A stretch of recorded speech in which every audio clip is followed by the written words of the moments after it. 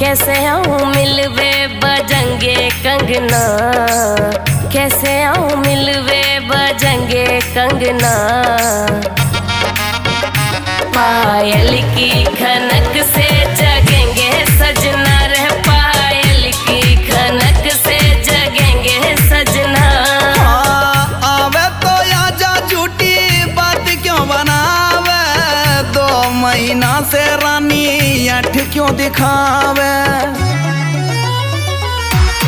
बात बनावे बेटी बेटी अंगना, बात बनावे बेटी बेटी अंगना। रंगोली नी